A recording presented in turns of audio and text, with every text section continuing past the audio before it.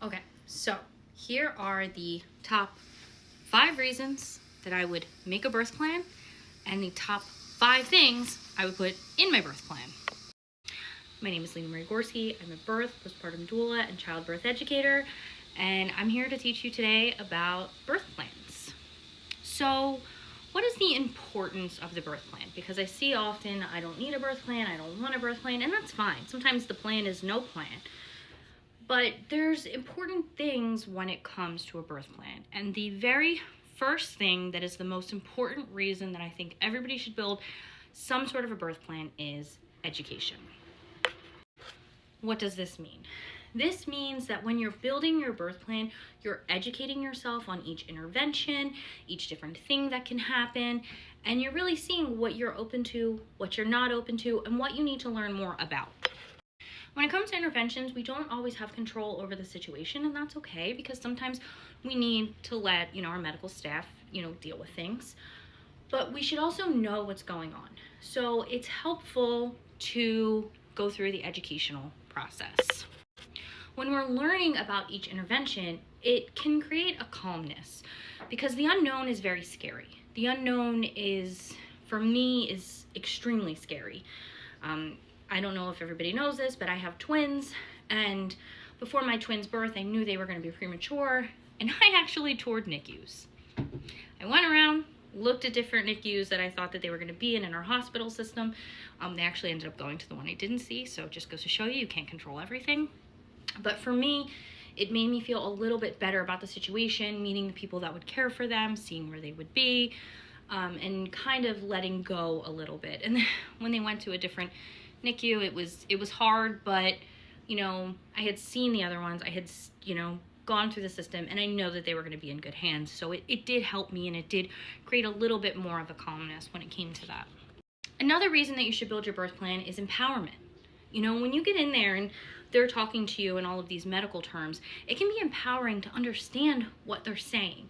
And truthfully, I don't think anybody's trying to talk down to you in medical terms. I've worked in hospitals. Sometimes it's just how we talk, and you kind of forget not everybody talks that way.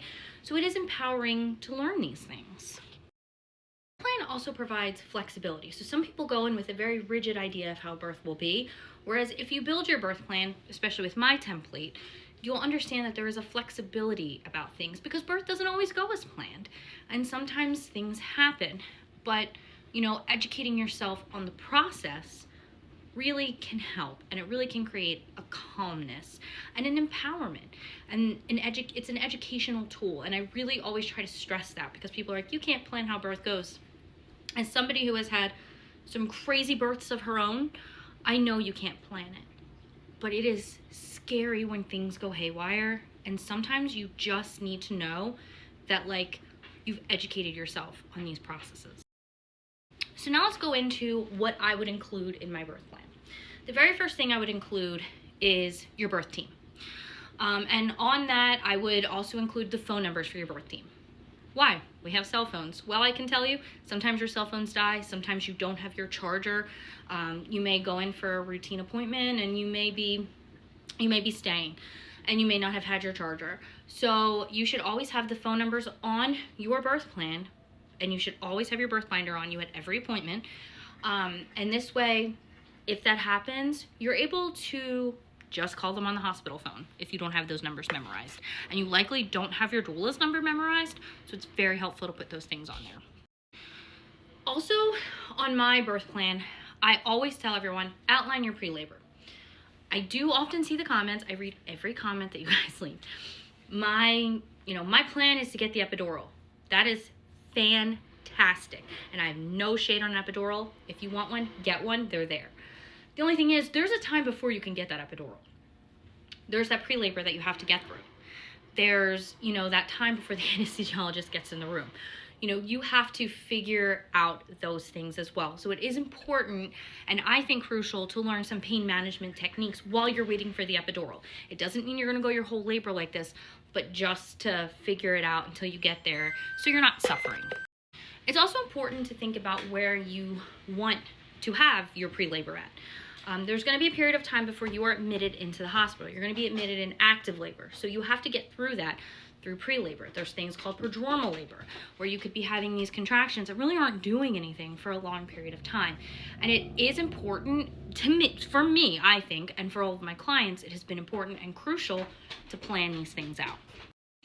Now, for those of us that do not want an epidural, or even if you do want an epidural, your pain management is important to add as well. So what does that mean if I want the epidural? Okay, it's important to outline when you get in there that you want to get the epidural process started. It's also important to outline if you do not want the epidural, or if you want to wait to a certain point to get the epidural. You know, what kind of pain management techniques do you want to use? Hip squeezes, counter pressure, massage. Do you want to use the shower? What do you want to use? Why do we need to outline this? Because some places we need to make sure that they can have intermittent monitoring. We want to make sure that you can be free in monitoring if they have a wireless one.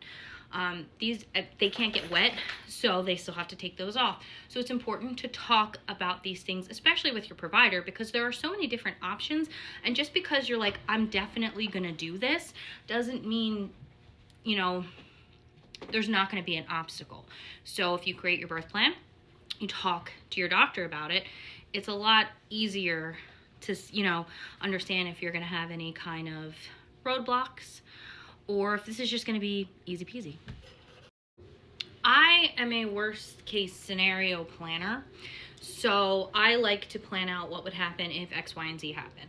So in my birth plan template, I have something in there that says, like, what if the baby has to go to the NICU, you know, and I have, like, it's kind of like a multiple choice thing, and you circle which one you want. And it's like, okay, what happens if you need to have a C-section? Multiple choice thing, you circle what you want. I think it's important to think about, you know, the worst case scenarios as well. Some people say they don't like to think about it, and that's okay. You can always skip those portions, but for me, I need to plan out the worst case scenarios. Like I said, I toured NICUs. I need to know that everything is going to be taken care of. I have a history of hemorrhaging during birth, so I literally went up to my doctor and was like, when your clients go in for, or patients go in for a C-section, do you have 2 units of blood sitting on the shelf? You know, I need to know these things. So I am a question asker and a planner.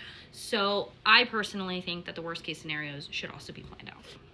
You're also going to want to think about what your birth environment is like. And in this, you're just kind of like planning out your birth bag a little bit. Do you want to have your, you know, your diffuser there, your essential oils? Are there any special lights that you like? Anything to make you feel cozy, because we're going to have our most progression when we feel cozy. In a dark place. I've had clients that have brought like sleep masks and things like that. When they've had the epidurals, they could go to sleep, and they've had their sound machines and things like that. So it's just another way to also kind of pack that birth bag. Lastly, what you're going to be planning is what's going to happen with baby afterwards. Do we want the hepatitis B vaccine? Do we want the antibiotic ointment? Are we breastfeeding? Are we bottle feeding? What are we doing? You know, birth plans are not just for birth, they're also for after birth. Are we having a little boy? Are we circumcising? Are we not? These are all things that we need to think about, educate ourselves on, and learn about. I see a lot of misinformation when it comes around vitamin K and things like that. So I think it's important to learn about it if you're worried about it. So there's another thing. You also need to think about what's going on after birth. All of this seems like it's a lot, but it's really not. So this week, what I'm gonna do is I'm gonna offer you my birth planning template. So comment below if you want it, and I will get your email address. If I already have your email address, you'll let me know. I will send you over my birth planning template, and I will also set up a call with you so that we can go over everything. I can educate you on some of your choices, and I can put it in a small, digestible little 1-page that you can post up for your birth team. The most important thing with your birth plan is clarity for everyone. So I hope that this gave you some clarity, and I hope, as always, that you birth with a voice. And if you want that template, leave a comment below, and I will be happy to get it to you. I read every comment, and I try to respond to every comment.